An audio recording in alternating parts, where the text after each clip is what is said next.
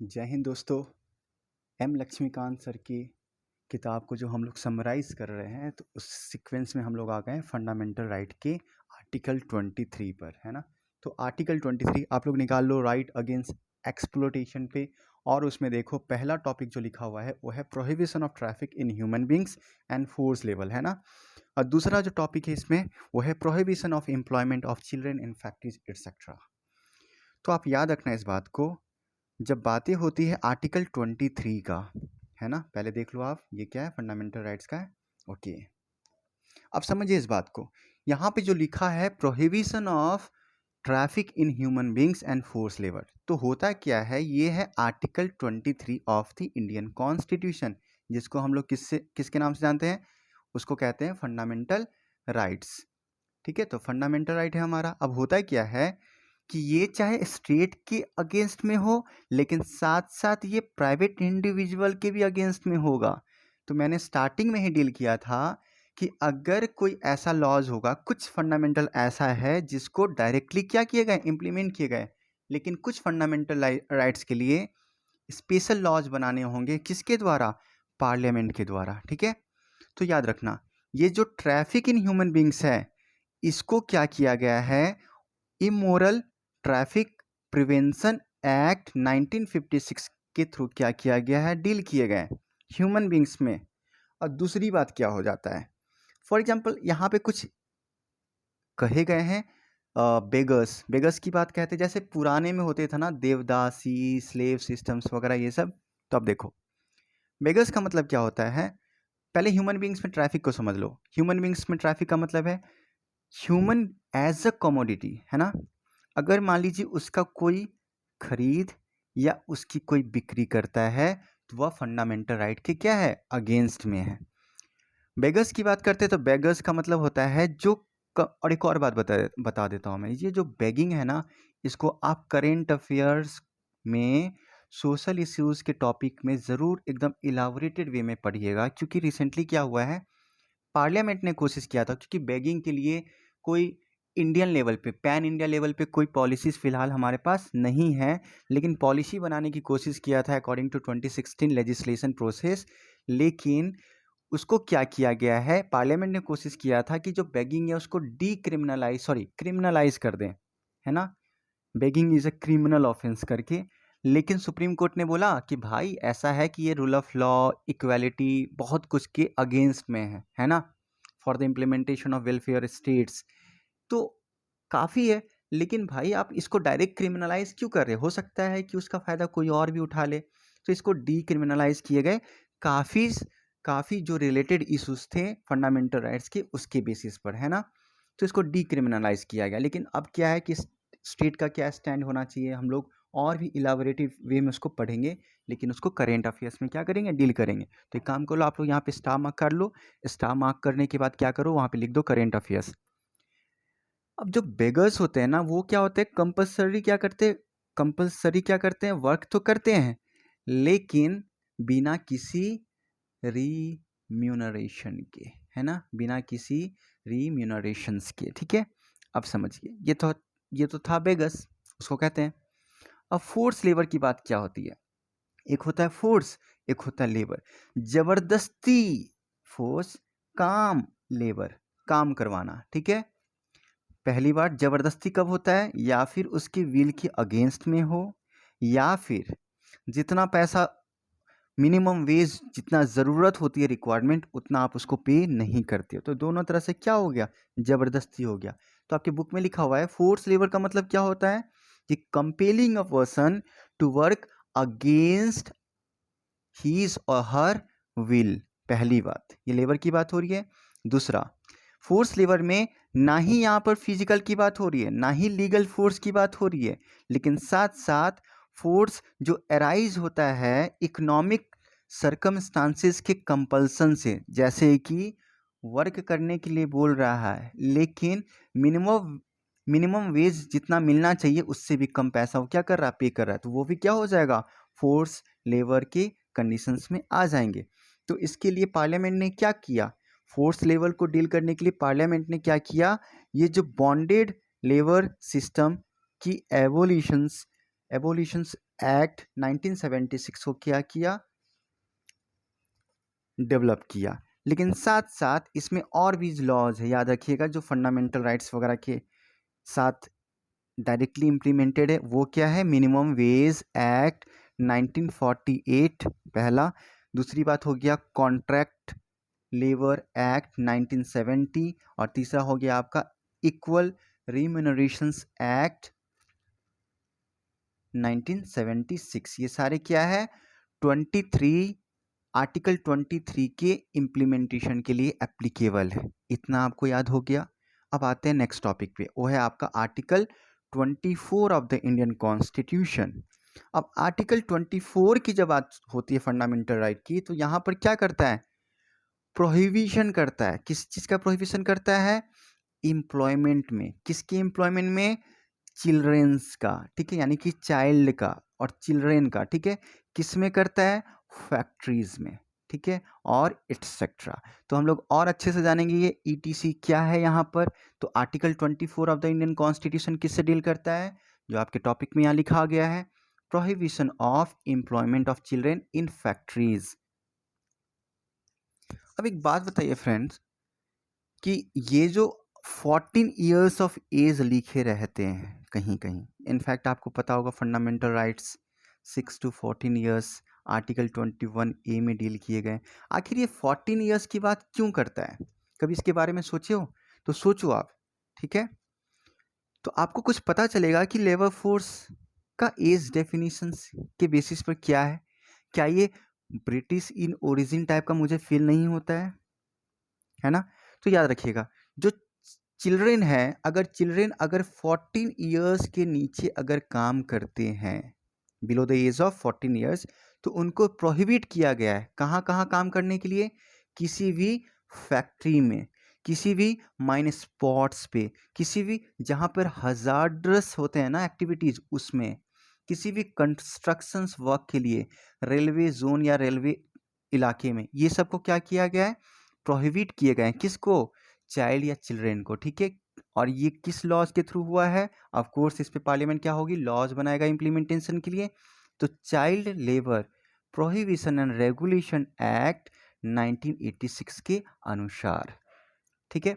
अब समझिए 1996 में सुप्रीम कोर्ट ने क्या किया, 1996 में सुप्रीम कोर्ट ने क्या किया कि child labour rehabilitation welfare fund का किया डेवलप किया। किससे, ये कहा कि अगर कोई ऑफेंड करता है किसी भी बच्चे को एम्प्लॉय करके, तो हर बच्चे के लिए क्या होगा, उसको चार्ज देने होंगे 20,000 रुपये का डिपॉजिट करना एज अ फाइन, ठीक है, जिसने एम्प्लॉय किया है।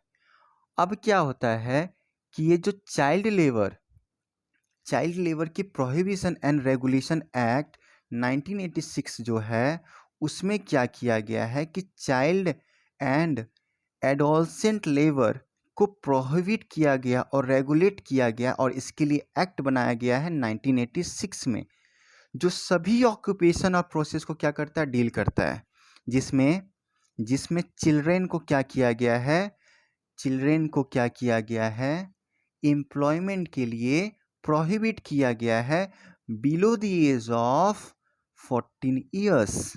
याद रखिएगा, अगर इस केस में अगर किसी ने एम्प्लॉय किया, तो उसको इम्प्रीजनमेंट हो सकती है, किसके लिए, 6 मंथ्स का, और ये एक्सटेंड हो सकता है 6 महीने से 2 साल तक के लिए, और उसको फाइन देना होगा 20,000 से 50,000 तक, ठीक है।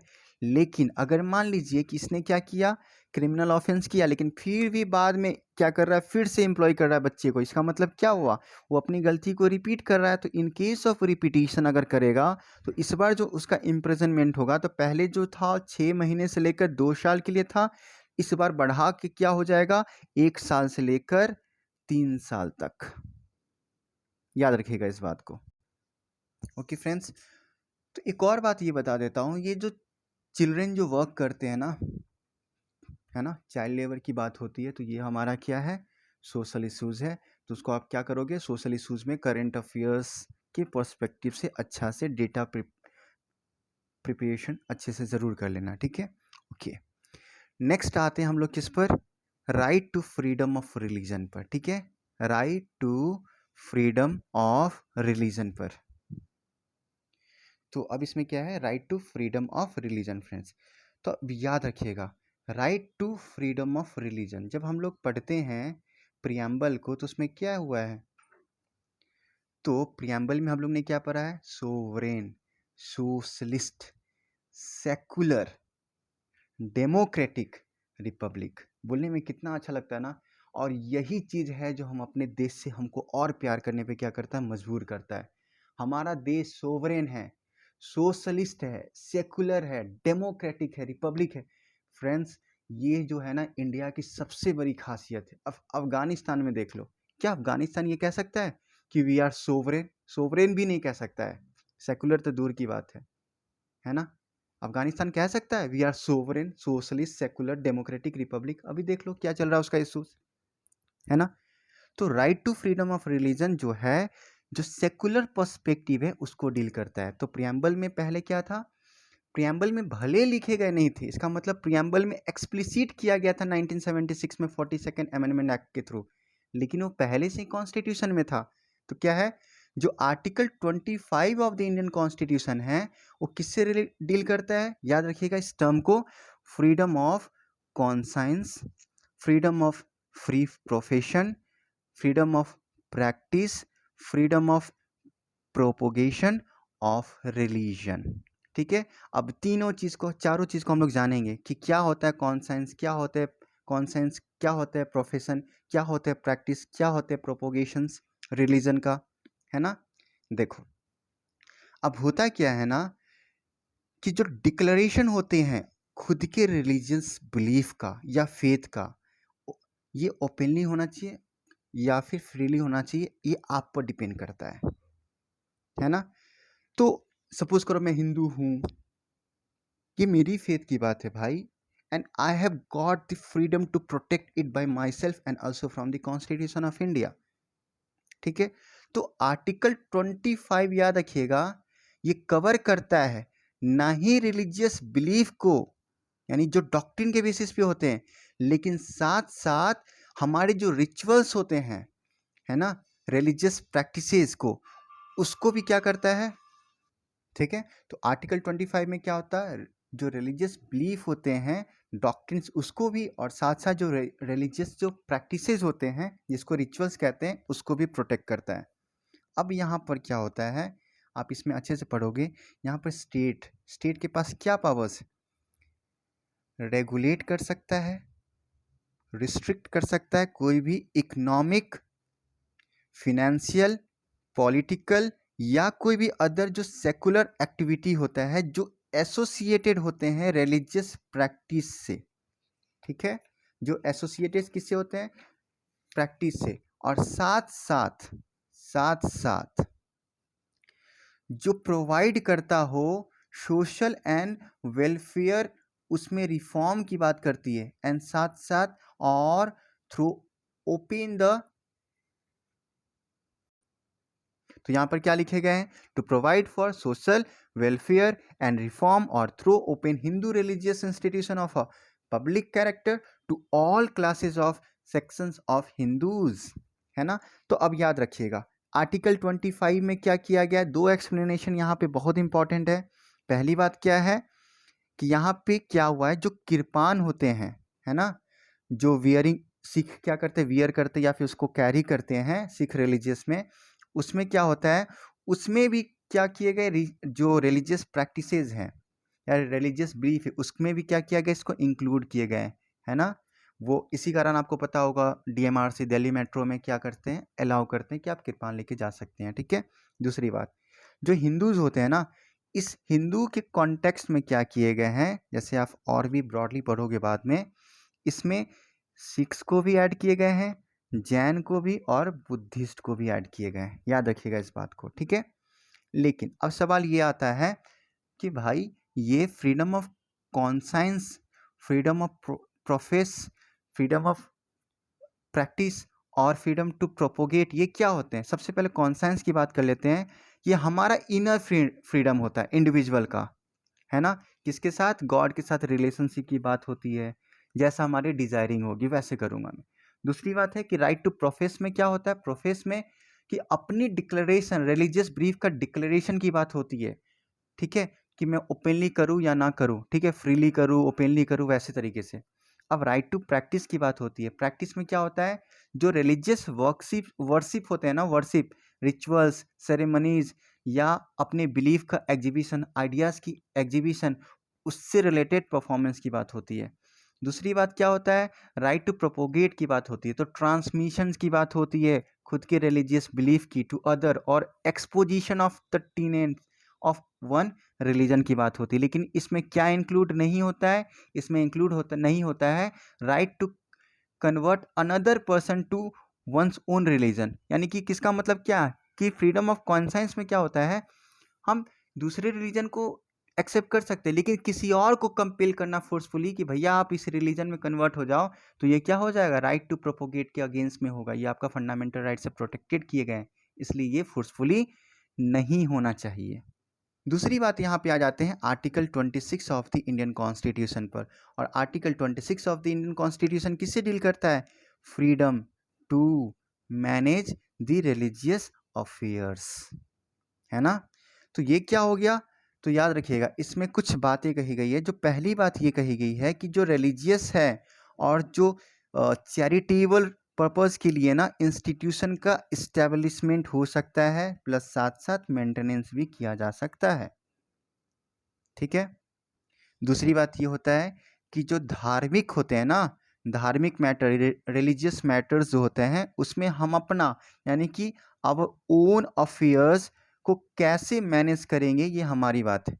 दूसरी बात जो तीसरी होती है ना, चाहे वो मोरल हो और इमोरल प्रॉपर्टीज की बात होती है, सॉरी, चाहे वो मूवेबल प्रॉपर्टीज की बात होती है या फिर इमूवेबल प्रॉपर्टीज की बात होती है, उसको एक्वायर करने या फिर उसकी ऑनरशिप से रिलेट बात करता है, ठीक है, यहाँ पर to manage the religious affairs. जो फोर्थ है, तो प्रॉपर्टी को लॉ के अकॉर्डिंग कैसे एडमिनिस्टर करने, उससे रिलेटेड डील करता है। अब याद रखना इस बात को, ये जो चारों चीज बातें की हैं, और जो 25 में हम लोग बातें किए थे, जो 25 में है वो हमारी खुद की यानी कि इंडिविजुअल राइट की बात करता है। लेकिन आर्टिकल 26 में क्या हुआ, ये collective as a society right बात कर रहा है, ये कलेक्टिव राइट्स की बात करता है ना। तो आप इस बात को याद रखना, इस चीज़ को आप मार्क कर लो, अंडरलाइन कर लो कि like the right under 25, the right under article 26 are also subject to the public order, morality and health, but not subject to the other provision related to the fundamental right, ठीक है। 26 में क्या क्या है यहाँ पे याद रखना, ये पब्लिक ऑर्डर हम लोग को देखना होगा, मोरालिटी देखना होगा, और यहाँ पर क्या देखने होंगे, हेल्थ चीज़ को देखने होंगे, लेकिन कुछ और मैटर यहाँ पर इंक्लूड नहीं हो सकता है। 3 मैटर आप याद रखना। अब सुप्रीम कोर्ट के अनुसार जो रिलीजियस डिनोमिनेशन होते हैं, है ना, तो रिलीजियस डिनोमिनेशन के लिए क्या होने चाहिए, 3 कंडीशंस को फुलफिल करने चाहिए, ठीक है। जिसमें से जो पहला कंडीशन ये है कि यहाँ पर क्या होना चाहिए कि should be a collection of individual who have a system of belief, है ना, which they regard as conducive to their spiritual wellbeing, पहली बात। दूसरी बात क्या होता है, दूसरी बात यह है कि यहाँ कॉमन ऑर्गेनाइजेशंस होने चाहिए, ठीक है। और जो तीसरी बात ये कही गई है कि it should B designated by the distinctive name, है ना। तो पहली बात, तीसरी बात क्या हो गया, ये नेम से रिलेटेड है, याद रखना। अब हुआ क्या है, ये जो रिलीजियस अफेयर्स को मैनेज करने के लिए जिसके तहत क्या हुआ है, फॉर एग्जांपल रिलीजियस डिनोमिनेशन में हो गया, ठीक है। तो जैसे कि रामकृष्ण मिशन, है ना, जैसे कि आनंद मार्ग, ये सारे क्या है, ये सब रिलीजियस डिनोमिनेशन से रिलेटेड है। तो 3 यहाँ पे जो कंडीशन है, सेटिस्फैक्शन की बात हो गई थी, क्या हुआ, it should be collection of individual who have a system of belief, ठीक है, which they regard as conducive to their spiritual wellbeing. तो क्या इसमें है, यस है। दूसरी बात, it should have a common organisation, क्या है तीसरी बात, it should be a designated by a distinctive name. तो नेम है रामकृष्ण मिशन आनंद मार्ग। लेकिन अब सवाल यहाँ पर क्या है कि जो औरबिंदो सोसाइटी है, क्या ये रिलीजियस डिनोमिनेशन है? ये नहीं है ना। अब तीसरी बात आ जाते हैं, article 27 of the Indian constitution किससे रिलेटेड है? Freedom from relaxation. ठीक है, तो याद रखना यहाँ पर किससे रिलेटेड बातें होती है? Freedom from taxation for promotion of a religion, of a religion. ये जो अ वर्ड है ना भाई, ये बहुत इंपॉर्टेंट है। क्यों? अब अ से रिलेटेड कर लेते हैं। ये ए क्या है कि स्टेट जो है ना, जो पब्लिक से जो पैसे लेती है through the mode of taxes, वह किसी एक यानी किसी एक पर्टिकुलर रिलीजन को प्रमोट करने के लिए स्पेंड नहीं करेगी, पहली बात। और दूसरी बात यहाँ पर ये होता है कि जो स्टेट के जो प्रोविजंस होंगे ना, वो प्रोहिबिट करेगा स्टेट को कि कोई स्पेसिफिक रिलीजन को किसी दूसरे रिलीजन पर उसको फेवर नहीं करेगा, पेट्रोनाइज नहीं करेगा, और ना ही उसको सपोर्ट करेगा one religion over the other. ऐसा नहीं है कि भाई हिंदू अच्छे हैं, मुस्लिम हिंदू से ज़्यादा अच्छा, यानी कि कोई स्पेसिफिक को नहीं करेगा। यही चीज़ हमारे स्टेट को बहुत पॉपुलर बनाता है और सेकुलर बनाता है ना, जो पाकिस्तान जैसे कंट्रीज में आपको देखने को नहीं मिलेगा, है ना। अब इसका मतलब याद रखना कि मैंने बोला अ से रिलेटेड क्या, कि कोई स्पेसिफिक रिलीजन को नहीं किए जाएंगे, लेकिन ये a can be change to all, है ना। ये सभी रिलीजन के को मेंटेन करने में प्रोमोट कर सकते हैं। ठीक है, इसकी बात याद रखना। अब ये जो प्रोविजन है article 27 of the Indian constitution, ये प्रोविजन सिर्फ लेवी करने की बात होती है, किसका? टैक्स को प्रोहिबिट करता है। ठीक है, लेकिन आप ये बोलोगे कि भाई मैं जब केदारनाथ वगैरह जाता हूँ, वैष्णो देवी ये सब स्पॉट पे जब जाता हूँ, तो वो लोग तो चार्ज तो मेंटेन करते हैं। तो चार्ज वो टैक्स नहीं है, टैक्स हमेशा गवर्नमेंट के द्वारा लेवी किए जाते हैं। क्या वो गवर्नमेंट लेवी करता है? नहीं, बल्कि वहाँ जो लोकल्स होते हैं वो क्या करते हैं, वह फी लेते हैं। किसके कारण? ताकि उसको मेंटेनेंस करने में, अब मेंटेनेंस की बात तो होगी भाई, है ना। If they are just providing the services, it means what, they want the continuity of their affairs to be manage. इसका मतलब क्या हो गया कि उसको जो आप सर्विस दे रहे हैं उसकी कंटिन्यूटी मेंटेन होते रहना चाहिए। So what, they can charge the fee but not the taxes, है ना। ये जो फी की बात होती है, तो ये क्या होता है, ताकि कंट्रोल कर सके किसको? सेकुलर एडमिनिस्ट्रेटिव ऑफ, यानी जो सेकुलर एडमिनिस्ट्रेशन होते हैं रिलीजियस इंस्टीट्यूशन को, और ये कोई पर्टिकुलर रिलीजन को प्रमोट करने के लिए नहीं है। ठीक है, इसका मतलब क्या हो गया, यानी कि जो एंडोमेंट्स होते हैं to meet the regulations expenditure, उसके लिए होते हैं यहाँ पर ये सब। ठीक है, तो वो फी चार्ज कर सकते हैं कि भाई मेंटेनेंस की ज़रूरत है पैसे की, तो जाहिर की बात है आप लोग कुछ पे करो, है ना। लेकिन चार्ज गवर्नमेंट लेवी नहीं करेगा कि इनकम टैक्स वगैरह में पे करना है, तो उसमें भाई आपको हिंदू हो तो हिंदू होने के लिए, जैसे कि यूरोपियन नेशंस में क्या होते हैं, वहाँ पर 10% क्या करते हैं लोग चार्ज करते हैं, जिसको कहते हैं चर्च टैक्स। लेकिन इंडिया में ऐसा कुछ नहीं है। चाहे वो आप हिंदू से बिलोंग करो, मुस्लिम से बिलोंग करो, पारसी हो, आप सिख हो, बुद्धिस्ट हो, क्रिश्चियन हो, कुछ भी हो, ऐसा कोई चार्ज इंडिया में नहीं है।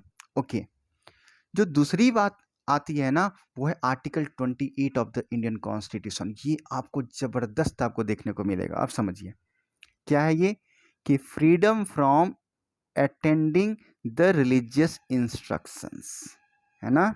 Okay, article 28 of the constitution, है ना।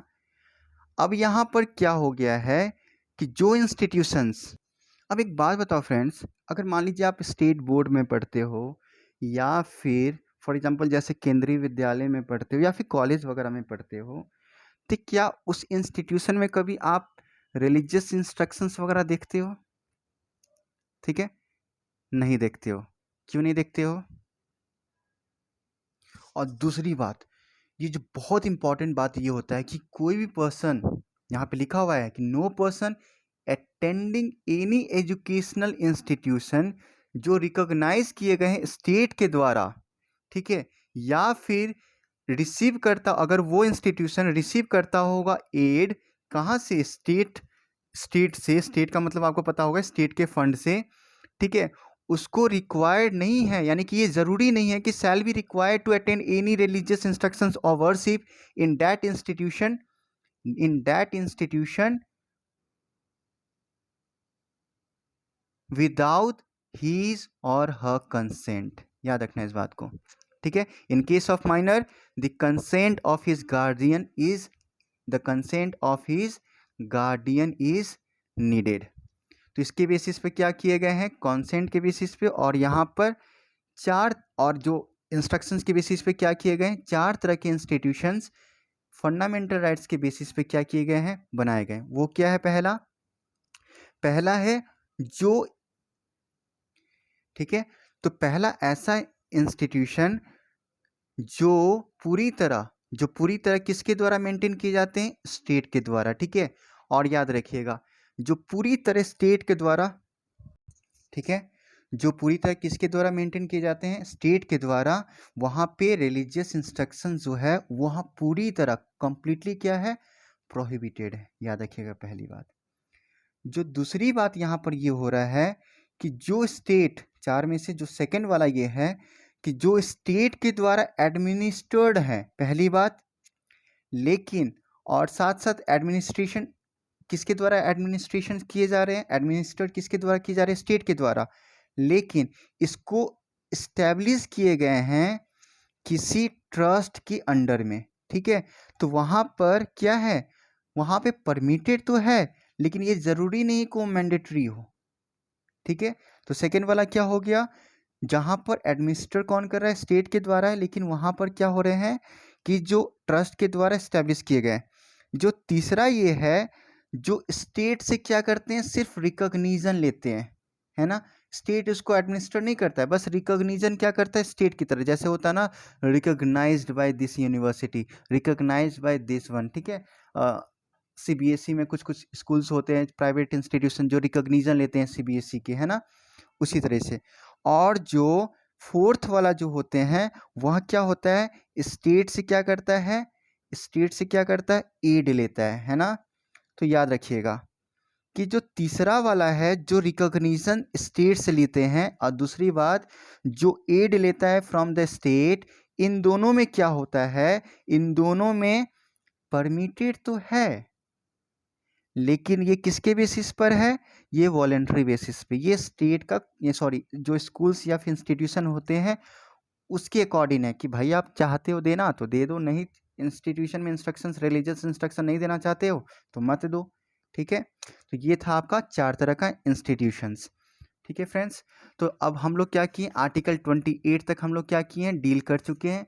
जो नेक्स्ट वीडियोज़ होंगे उसमें हम लोग क्या करेंगे, कल्चरल एंड एजुकेशनल राइट्स, और आगे हम लोग क्या करेंगे, मूव करेंगे।